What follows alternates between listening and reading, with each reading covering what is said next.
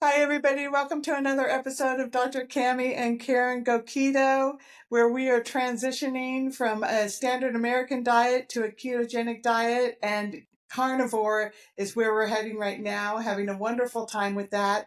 And we're delighted to have a wonderful speaker here with us today. A lot of you probably know who this wonderful gentleman is, and Karen is going to introduce him to us today. Hi, everybody. Welcome. If you do not recognize the gentleman sitting with us today, this is Dave Mack, and he is one of the best YouTube channels to watch in the carnivore space, even keto space, I think, because that's almost where all of us start. And for those of us who don't start at keto and transition to carnivore, everybody says, boy, you really should have. Anyway, Dave has been carnivore probably for, I don't know, like over 15 years, right, Dave? And Carnivore now for 3 years. 3 years. So Dave he may confuse you because he has a Scottish accent. He talks about being raised in Australia, but he now lives in Japan. So he is a mover and a shaker around the world. Anyway, he has interviewed over 1,000 people about their journeys on the carnivore diet, the carnivore lifestyle. And so I think in this community, we have a lot of PhDs, we have a lot of MDs, we have, Chafee and Sean Baker as doctors, Tony Hampton, and they're the doctors. We've got a lot of PhDs in this sphere. But Dave does not profess to be either of those. And he is really the messenger of the stories, I think. Right? You are bringing all of these stories to us, and a lot of people say it's the stories that are really going to make this movement happen. I think Kerry Mann is doing a similar thing in his Healing Humanity documentary, and I think more and more people, like Dr. Kiltz is doing it now with the Mighty Tribe. But anyway, Dave, my biggest question that I would like you to answer, and you don't have to answer it right now, you can take away the mic and just do what you want to do, share what you want to share with our audience. I'd like to know where you see the future. I think I gave a little what I think is going to happen is the movement is going to take root just because people are tired. Most people come to carnivore with being very sick. And this is their elimination diet. This is their last chance. And they're not listening to the medical community doesn't really have any answers for them, I think. And I know that in some of the interviews that you've had with people where you've said people have talked to you about reversing MS, reversing sight problems, regaining vision. And I would just like you to share, because I think you have so much insight having talked to so many people in such a short time. And also, what do you think? Because I think it's a danger for people to say, I'm going to do this until something's resolved and then go back to how I was eating, even if it's keto. So what do you think? So I think the future is, I don't think that carnivore will ever take over the world and everyone will be carnivore. But I think it will become more mainstream. And the reason I think that is I first did Atkins, which, the induction phase of Atkins is pretty similar to carnivore. There's not a lot of the carbohydrate in the induction phase of Atkins. And that was over 20 years ago. And the Atkins diet is older than that. It's from the 70s. So that's 50 years old. And then Banting and stuff like that before that. In 20 years ago, doing low carb, doing a keto style of diet 20 years ago was like the most ridiculous thing that anyone had ever heard of. And they were all like telling you were going to kill yourself. And they were all telling you that, all these bad things were going to happen to you, blah, blah, blah. And, of course, those bad things don't happen to you. And it was all, media outlets getting eyeballs, on their headlines and stuff. That's all it was about. And also, the people that don't like the idea of this diet because it cuts into their profits. But over time, it became more normalized. And if you say to someone today, I'm doing a low carb diet, they don't bat an eyelid. And so it's normal, but and it's grown a lot, but more people, it hasn't taken over.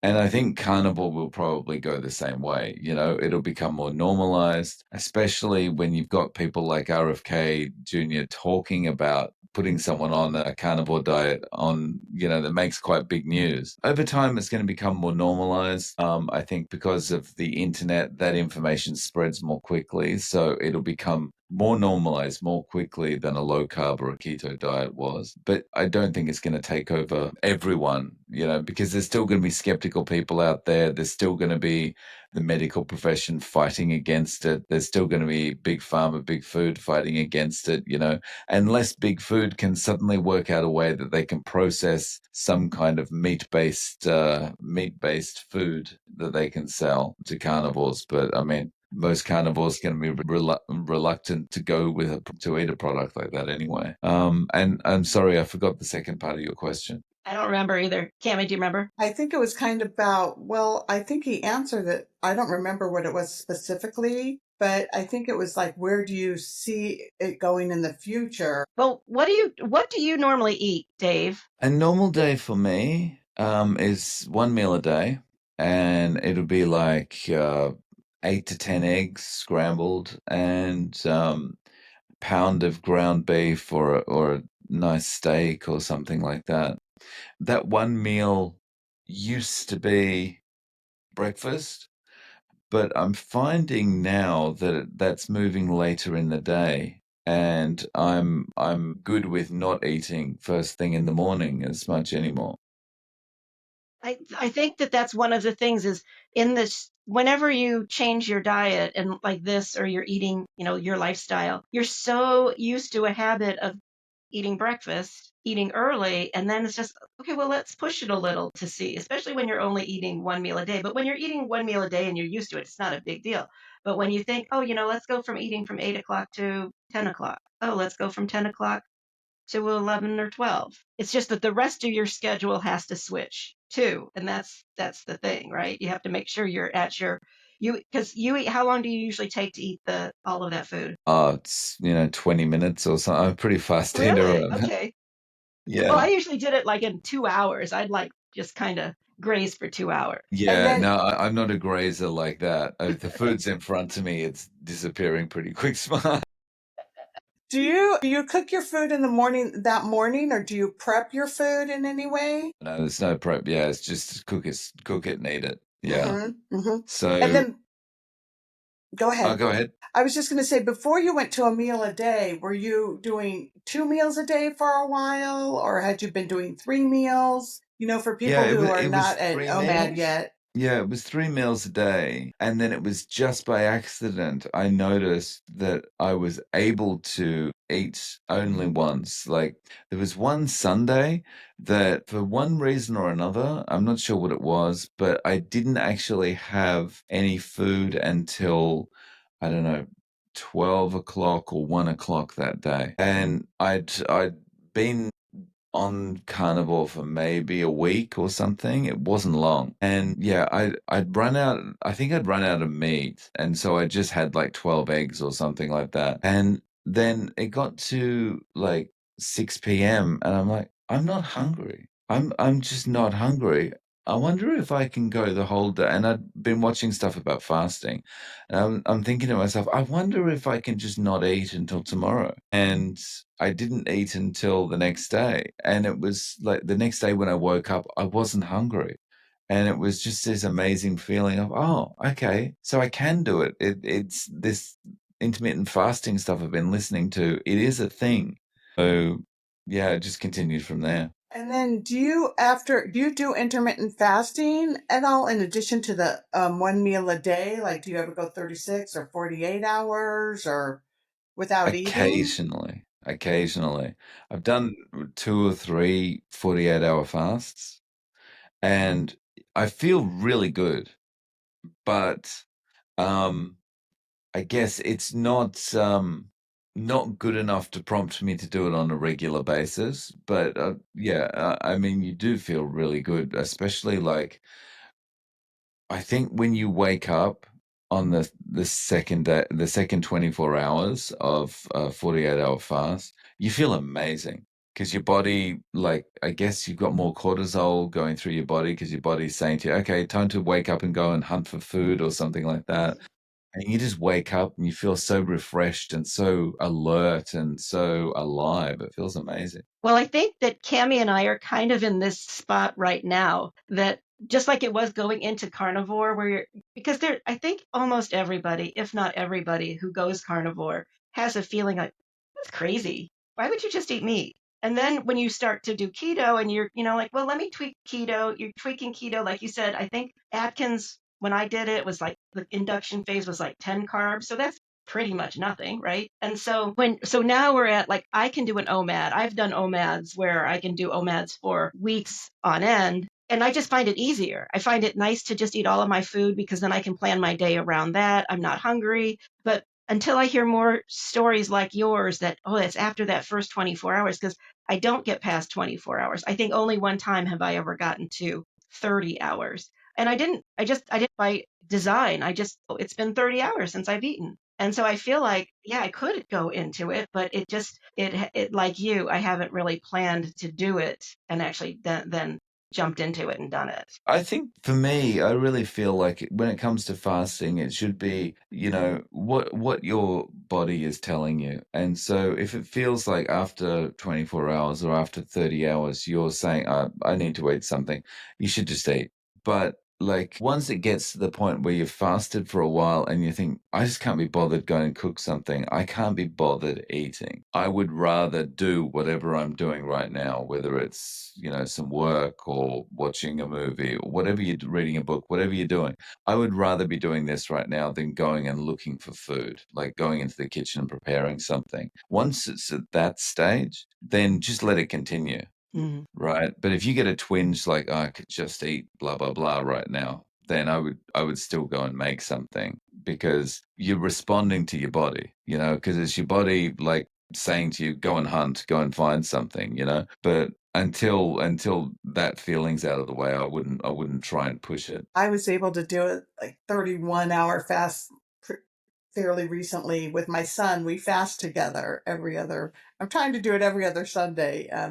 And he's so much better than I am. He's got 66 hours before. But I had found that I went to a brunch for Sunday morning, an event, and they had all these foods that I didn't eat, but I did eat the eggs and the bacon and the sausage. And I put quite a bit on my plate because I thought, oh, this is all I'm going to get to eat. So I put a lot on there, and then I ate it all and I was so full.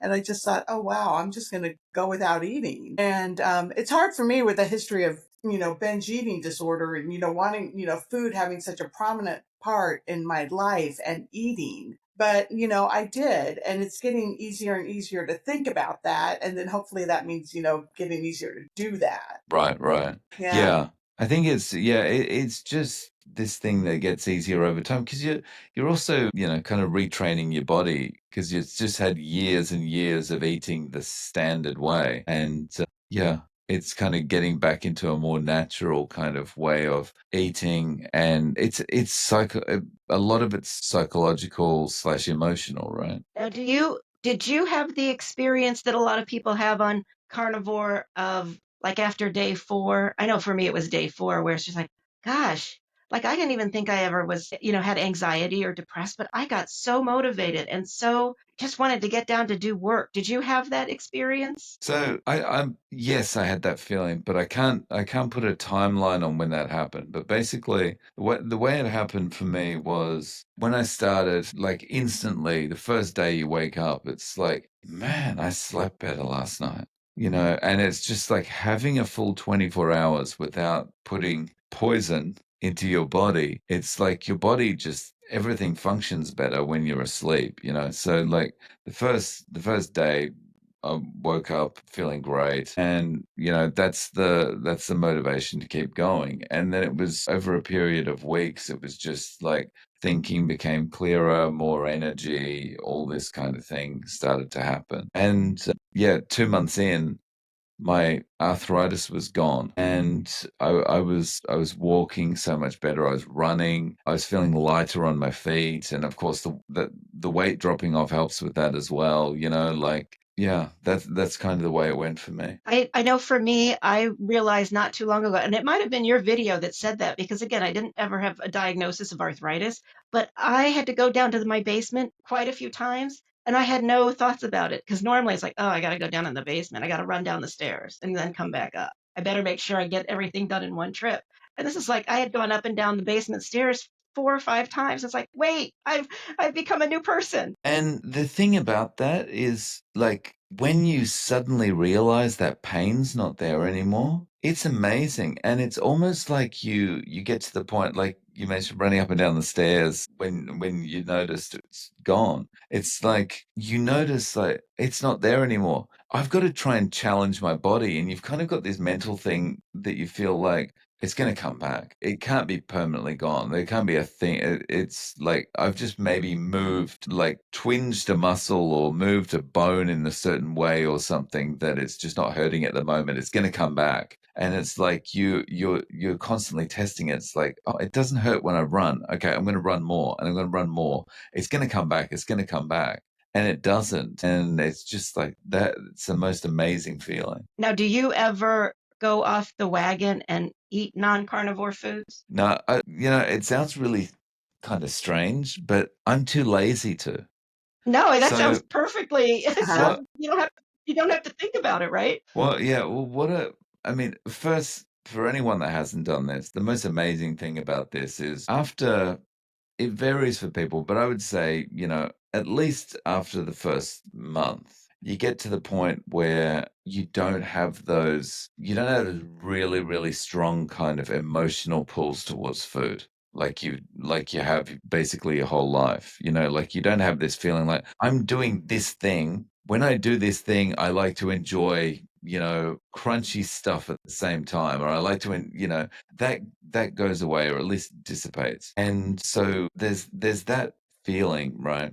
But after a while, and it could be longer, you start to feel like it's so much easier just to slap a steak in the pan, just fry up a few eggs or whatever and eat that. It's like 5 minutes done and I'm eating and everything's over and done with. If I go back to like eating the veggies and eating the regular foods, there's all this preparation involved, there's all this waste involved, there's all this chopping, cutting and spreading and there's just all this stuff involved. And I've passed that now, that's my former life. And what do you think for how many, have you counted how many interviews it is now? I know it's over 1,000. Yeah, I've actually got a playlist of just interviews, and Okay. over time, a few other videos had snuck in there, but I spent a day and cleaned it out. So now it's just interviews in there, and I think it's about 1,048. Wow. So that's Wow. considerable because I know it wasn't quite 1,000 when I mean, that was even after I had started watching you already. So what do you feel is the biggest takeaway with all of those interviews? And by the way, everybody, I recommend you watch every single one of those. It's truly, if you want to do carnivore, to me, it's the best way to wake up, have that as a motivating factor to keep you on plan. Somebody can sit with you who's had the experience and they will tell you amazing things. But tell us, Dave, I know you talked about the MS and the site, but what do you think is like an overall something that almost everybody experiences and that sort of thing? Or even if you want to just choose like your top 2 or 3 or whatever, like was the most amazing thing that happened. That's what I'd like to know too. Okay, so maybe kind of take Dr. Cammy's question as a secondary thing, because just overall, I don't have a specific like everyone cures this or everyone reverses this or anything like that. What I think the overall thing that I feel after this over 1,000 interviews is not being a doctor, not being a researcher, not being a scientist, but being someone who's worked in IT, who is very focused on debugging stuff and looking for the answer and finding all these indicators that point to a particular way of doing something. It feels like every person you talk to is a pointer in this particular direction. And that is, this is the way we're meant to be eating. When you talk to everyone, well, when you talk to everyone, when you talk to over 1,000 people and they're all basically saying the same thing. I had all of these problems. And when I changed the way I eat and I started eating only animal products, everything gradually went away. That says it right there. This is the way we're meant to be eating. Of course, we're not meant to be eating the processed junk. I mean, like that goes without saying. But people out there that say, well, you should be eating a plant-based diet, or you have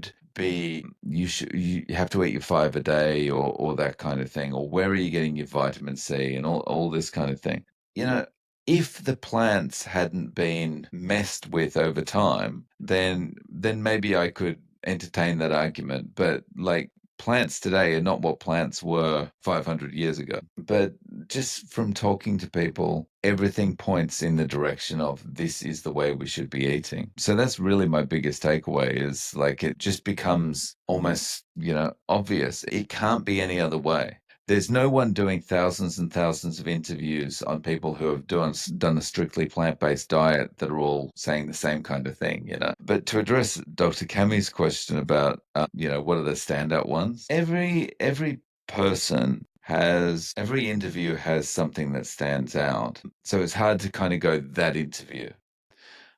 But some of the themes that stick out are, people curing their MS, people getting vision back, glaucoma, getting better, things like that. And, the one that I've talked about this on an interview before, the one that really it fades into the background, but it really shouldn't, is people reversing type 2 diabetes. And the reason it fades into the background is because, again, a pointer to this is the way we should be eating. Everyone gets rid of their type 2 diabetes, right? It might be within a few months, it might be within a few years, it depends. But everyone gets rid of that at some point. Pre-diabetes reverses, type 2 diabetes reverses, and it fades into the background because it's like, oh, yeah, well, everyone improves this, but it shouldn't really. This should be a main thing, a major thing, because every mainstream doctor is out there telling us that, once you get diabetes, you're stuck with it. That reversal doesn't happen. And then it's the leading cause then of the heart disease and the stroke. Right? Mhm. That's Right. that's And mortality, underpinning. right. So I have a theory not a theory, it's totally proven science, and that is humans ate this way for hundreds of thousands of years, right? It's only been maybe 15,000 years of agriculture, let's call it that, right? That if you look at it, and I am not an engineer, I would say something like reverse engineering this and saying, look, we all started out historically, prehistoric man started like this, like where you are at least, pretty much. I mean, just imagine if every single person on the planet got to start out that way and then was told, hey, yeah, maybe this is the whole story of the Garden of Eden, right? You want to go ahead and eat that apple, but now we know, but it could cause your diabetes 10 years down the road. I've always wondered, why do little babies get brain tumors, right? I'm sure this is what's going to find it. You're going to find this out. This is going to be the epigenetic aspect of it, right? It was their genetics beforehand and the way that they ate, or the fact that they had Similac or whatever for baby formula instead of being breastfed, because you have all of these things that if you look at prehistoric man's life, they like, what did they really do? They got up. They didn't eat every day. They didn't even think about eating every day. They didn't call it fasting. They said, let's think about hunting tomorrow. We got all these little kids now, these 5-year-olds that they're not breastfeeding anymore. We got to get more food for the people in the clan or the tribe. Let's think about going hunting. Tired of eating little squirrels. I don't want to eat a squirrel today. I want to go eat a mammoth. And then, I think that all the ills of the world started when we started agriculture. We were able to have prisoners and slaves and larger civilization, bigger groups. That starts all kinds of, wars and everything, dysfunction among larger groups of people, trading, and, certainly good things could come of that too. And I think then we got to, industrial society and child labor, industrial labor, and we became numb to all of those things. And people are there, and people are really saying, let's not have it. You don't need a history lesson. You don't need to know how historic, can age. I'm telling you, Yeah. I don't think I don't think they were gatherers unless they were gathering shellfish and maybe trapped animals. Because I'm telling you, if you're like you, what would make you think to go into a forest and chew on a root? And if you were a hunter and a gatherer, you would just say, and you didn't have a house, right? You didn't have a house to live in. You were nomadic. You'd just say, hey, I don't need to fatten up for the winter. There ain't going to be any winter. I'm going to go somewhere where it's warm, where I can eat a mammoth all the time. Right. So it's Mm. not like, oh, yeah, let me chew on that root that doesn't taste like a carrot today. It doesn't taste like a sweet potato of today. And I just think that that's like, oh, yeah, I'm going to start chewing on that. And that's going to be my meal. Forget it. I'm going to go hunt. Yeah. I think that's right. You wouldn't be thinking that. And I've heard quite a few people say that, okay, I agree, maybe we were carnivore, but the thing is, what the agricultural revolution enabled us to do was to feed more people and to build, civilizations more easily, like progress more easily, blah blah blah. And it's just not sustainable for everyone to be carnivore, etc., etc. And it feels like, okay, well, maybe that's an argument, but we should still be able to talk about it. And we should still be able to make sure everyone's fully informed about, what the best way to eat and what's the most, the optimal way to eat, rather than just go, well, there's not enough meat to go around for everyone. So, you're stuck with your grain. So let's not talk about it. It's, yeah. The way people kind of want to silence debate is a bit irritating for me as well, around that kind of thing. Because you want people to have a choice.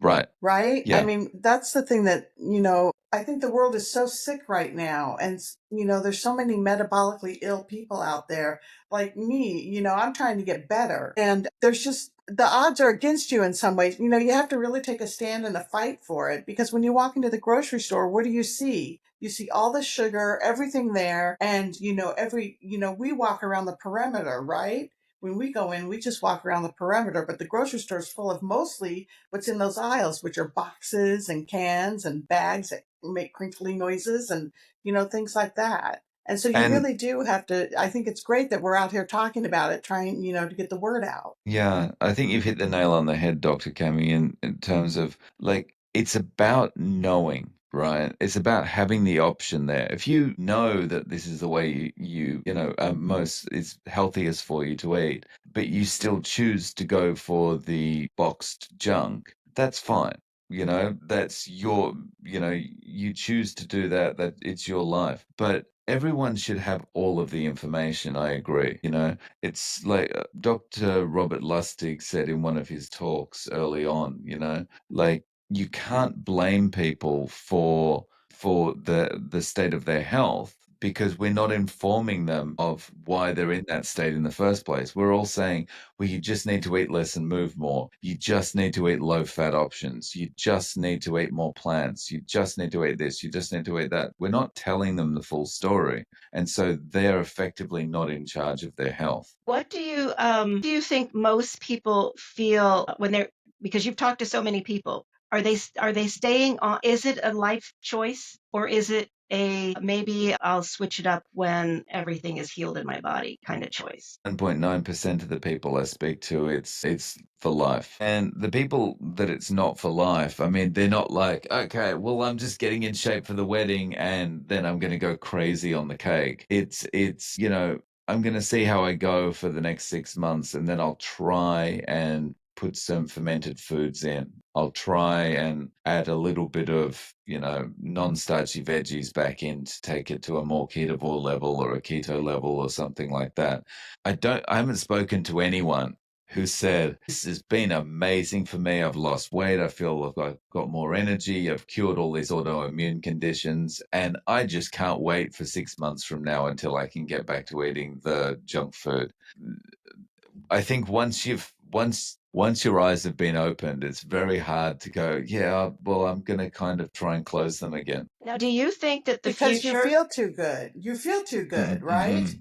I mean, Yeah. why stop something that's making you feel so good? well, and maybe the noise of the other food, like how many people did you talk to? I know Cammy has said this. It's like, I'm not going to give up my vegetables. I can't see not eating pasta forever. right? Our family's Italian, and yet 6 months into carnivore, you're like, I'm never eating pasta again. Who are you?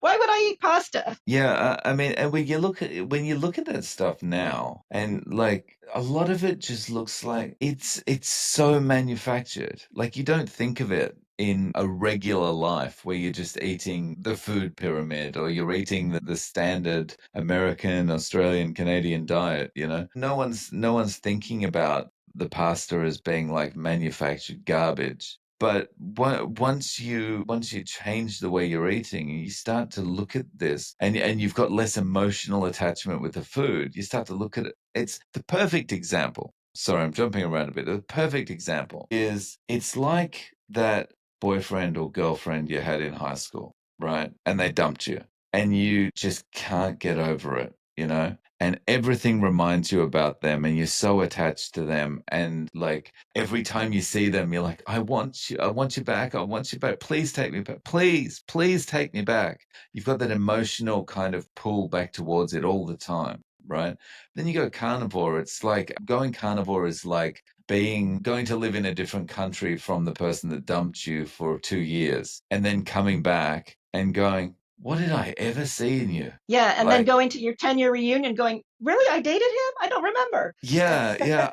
I cannot believe it. What was I thinking? And I think that's kind of what it's like once you go carnivore. So, Dave, this is a little personal. If you don't want to answer it, that's fine. But I know that I've seen your videos where you've talked about you chose to go keto, or one of the reasons for keto was alcohol.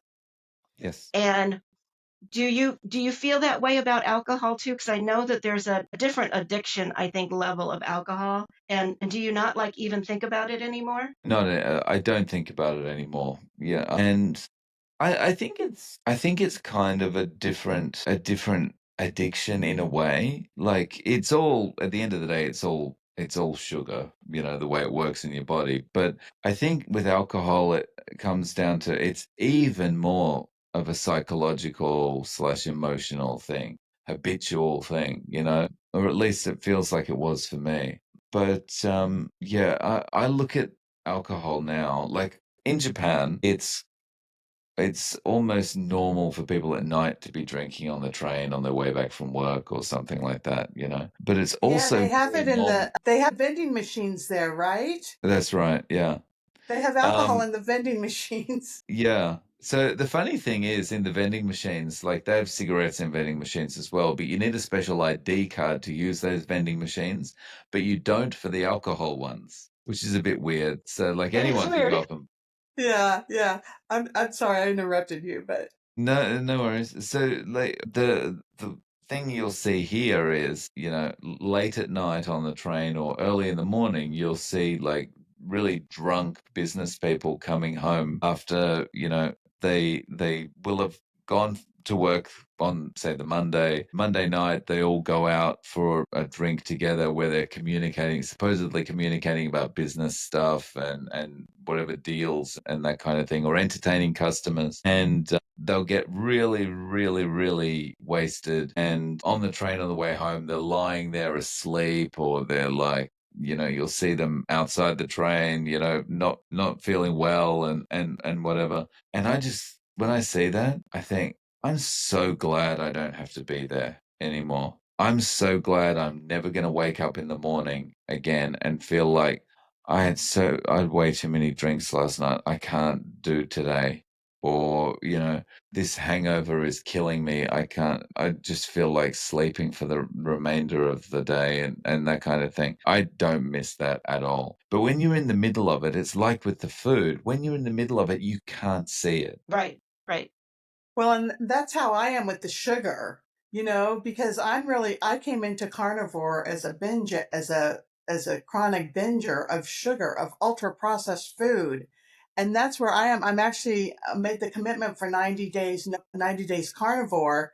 And I am on day 26 today. And I normally will binge between day 21 and 28. So I'm right in that right now. And it's like, for me, I'm really starting to appreciate that nothing tastes as good as being carnivore feels, you know? And this morning, for the first time, I was eating some eggs and steak and bacon in a little butter broth, and I tasted it and I was like, oh, this is really good. And I thought, oh, this is what carnivore tastes like. And I was good with it and I was happy with it. And I was like surprised by that, you know? And I thought, wow, this is going to be what I can eat. That's going to give me focus, energy, help me sleep, make me feel good, you know, all of those things. And so I feel myself, you know, God willing, you know, pulling away from that psychological pull that that food has on you for a while. I think I that think you're, oh, go ahead. Go ahead, Dave. I was just going to say, I think, I mean, I'm the type of person that I never saw it as binging stuff, whether it's alcohol or sugar or just carbohydrates generally. But I was like, because I could just eat and eat and eat and eat and eat, and then like feel horrible. And then once I didn't feel horrible anymore, I could continue. Like, I think for someone, certainly with my personality, I feel like abstinence is the only way to go. And once you get to a particular point in that abstinence, it's then like, okay, I've broken the connection. And once you've broken that connection, you feel like you feel good. You feel like you feel better than ever eating the way you are. But yeah, you never want to kind of reconnect the thing. Because I know, like, if I had a drink now, that's it. I'm straight back down the hill. There's no, because then it's like, well, I had a drink yesterday and I was okay. So I'll have a couple of drinks today and I feel really good, you know? And then before you know it, then you're experiencing the hangovers and then you're getting sick and then you're just in the middle of it and it's like it's not going to end anymore. Well, I think that when you said that you thought that alcohol was a different kind of addiction, I think it's like the most adult addiction. When you look at the little kids, right, and you want to pacify a child, I'm pretty sure it's everywhere around. Before they're eating, you just clamp them onto the breast and you soothe them, and they're happy. But then when they're toddlers, you give them a cookie, right? You just give them a cookie or a cracker. And we know that that's the beginning, right? And my guess is that's when the addiction starts. Now, maybe they're not developed enough to actually have a real addiction, but if we know that this is the way you're supposed to eat, right, then they shouldn't be eating the cracker. And we know it's going to have some sort of effect because that's what tells us that this is the way, carnivore is the way to eat. So if it's not actually an addiction for them, it's a building block, which really explains why 2 or 3 or 4-year-olds are now diabetic, right? Or obese, because when I was little, I remember one obese kid when I was about 8 years old. But now I think if you looked at somebody at 8 years old, there's tons of kids that are overweight and many that are obese. And getting diabetes. And diabetes Right.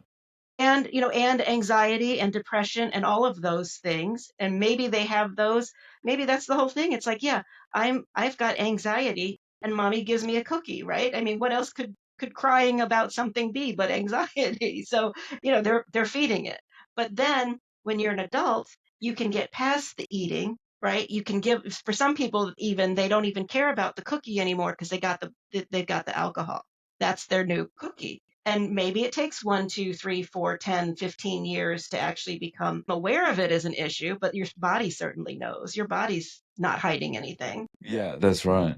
Yeah, and it's almost like, you know, when we're giving the young kids a cookie or something like that, it's almost like, okay, it solves the problem now. But what we don't realize when we're solving the problem now is we're like, it's like the grain of sand that eventually becomes the mountain.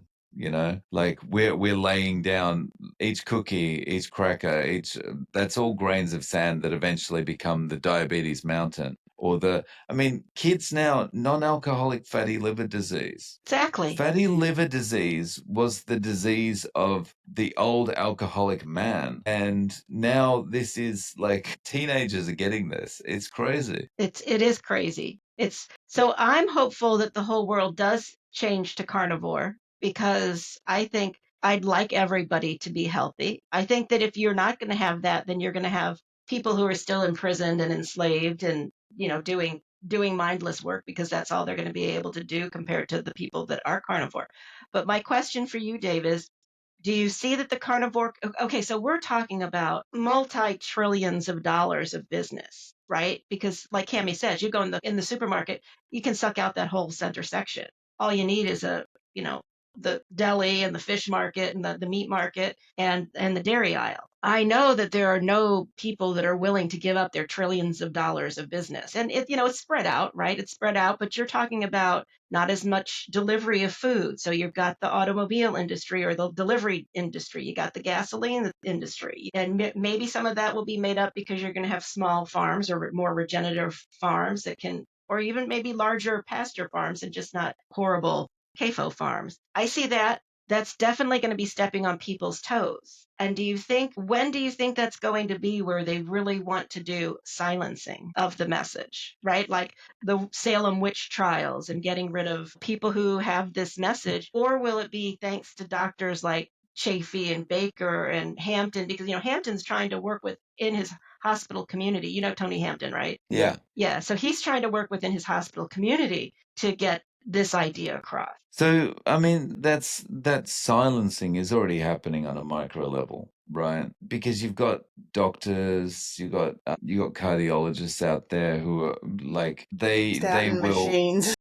Yeah, they'll go out there and they will say these carnivores are stupid. They even badmouth keto. Like this is anti-science. This is this. This is this. This is this. It's already happening. But I guess one thing we have going for us is it's not growing fast. So it's not and it's not something they can target easily. So Almost like a grassroots growth. yeah. Like how you were interviewing people on an individual basis and having it, one person at a Yeah. time. I think if it was like a couple of politicians were pushing this, or there was an upstart company that was pushing regenerative farming somehow, or something like that, it's much easier to target the individual like that, right? Because it's very public and they're very well known. But when it's like this kind of decentralized smattering of people who are coming together and working out what is the right way of eating, whilst there's lots of pushback, it's harder to kind of say, well, all these people in random locations all over the world, they're all crazy. Right. So Because it's like, what are you going to say? Oh, yeah, okay. one other quick question. How many of the people that you've interviewed were told by their doctors, like maybe this is the similar story, right? Like we don't know what to do. We don't have any options for you. They go carnivore. And then the doctor says, well, whatever you're doing, keep it up. And then they say carnivore and they say, oh, you're going to die. Something along those lines. Do you know what I mean? Where the doctor's just like, they're great until they know what it is. And then they say, oh, well, no, that's not going to work. So 99.9% of the people, their doctor can't help them. It's just like, take more drugs, Okay. take more drugs, take more drugs. And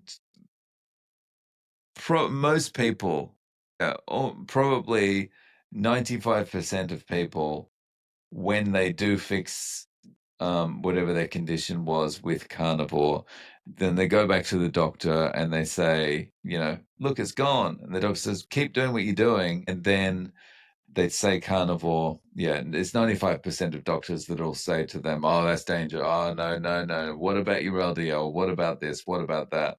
There's probably 5% that it seems that will listen and go, well, I don't know that I agree with this, or I'm not sure about this, but I'm willing to listen. I'm willing to watch your results, and I'm willing to engage with this. And honestly, that makes sense, because if you look at any place of employment the world over, this is exactly the same pattern you'll see with any type of job, any type of department, anywhere. Is like 95% of people are not thinking at all. Just like every other part of their life, they're just going through the day they're just going through the motions, and whatever they're told to do, they'll do. Whatever checklist they're given to do things, they'll complete it. And they're just thinking, if I do everything, eventually I'm going to get a promotion, or I'm going to get a pay rise, or I'm going to get recognized in some way, right? They're just going through the motions. And it's only a very small percentage of people that'll go, hang on, this makes no sense what we're doing. Or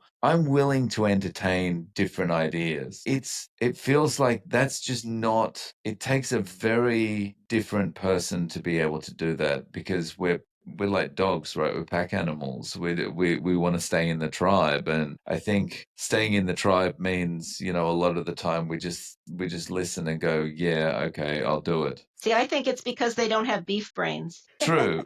Or they're not eating them.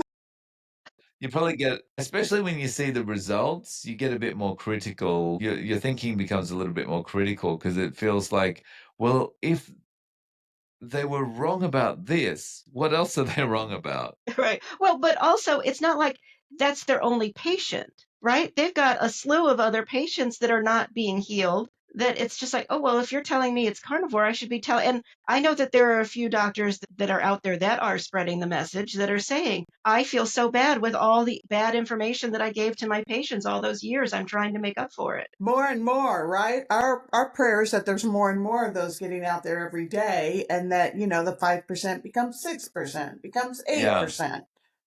So the thing is, just on the doctors, like if you went and got a physical trainer, right? You decided, okay, I'm going to go to the gym, I'm going to go hardcore doing whatever. I need a personal trainer to do this, right? If you were checking out different ones and you found one guy and all of his clients were obese, you go, he's probably not a good personal trainer. I'm going to look elsewhere. But we don't do that with doctors, right? No. The typical population doesn't do that with doctors, right? They don't go, hang on, all of his patients are dying slowly and look unhappy. Yeah, this is the doctor for me. Well, and that's the thing that turned a lot of doctors around, right? I have a local doctor here who was taking care of all of his patients and realizing that what he was doing for them was not really helping them. Their diabetes wasn't things weren't getting better for these patients. And then when he realized that he could change their diet, what you put in the body makes who you are. And he started going more and more, turning people onto a ketogenic diet, onto a carnivore diet, and getting results. So then, that is somebody who can think outside the box and take things, that extra step. And then he started seeing his patients get better, and it made sense. And now he's a metabolic doctor and a metabolic health practitioner who helps his patients in that way get better. Well, Dave, we're getting to the end of our hour. Do you have a message for our audience? And I just watched one of your videos that was really great, where you kind of said that about the doctor, like if everybody's dying and get rid of your doctor, right? If all of his other patients are dying. So my question to you is there a favorite video that you would tell our audience to watch? And maybe we could get a link to that. We're still not really great at uploading and downloading stuff, but what is the message? Yeah. I'm learning how to edit. Yeah, so I would say the one you're referencing is probably a good one to watch, and it's because it's short and it just sums everything up. Okay, wait, I missed the video. What video are you talking Yes, about? I'll send it to you. Okay. So basically, the message is this. Hang on, I've kind of now I've forgotten what the message is. But basically, it's like if you were going to a financial advisor, and the financial advisor, if every client the financial advisor has is homeless and bankrupt, and the one client of that financial advisor that rejected their advice and made a fortune, you would kind of probably look at that financial advisor as not being that great. But that financial advisor is telling the person that rejected their advice and making lots of money that they're an idiot. And also, any other financial advisor, the few financial advisors out there that are telling their clients to do the same as the person who made the money, the bad financial advisors calling them grifters. So the interesting thing is that's the way the medical system works. All the doctors out there are making their patients effectively homeless and bankrupt, if we take the financial advice analogy. And any financial advisor giving good advice is being labeled a grifter. It's like it makes no sense. It's a parallel universe. Well, thank you so much, Dave. But there's hope. There's hope for the future. That people are getting informed and learning and doing their homework and looking at feeling better and making the right choices. Yeah. Thank you so much for having me on, guys. I really appreciate your time. Yeah, thank you so much, Dave. It's been wonderful. We hope to see you at Meatstock 2026. Yeah, that'd be awesome. Yeah, we'll get to see you each in other. person. Cheers. Thank you. All right. Bye.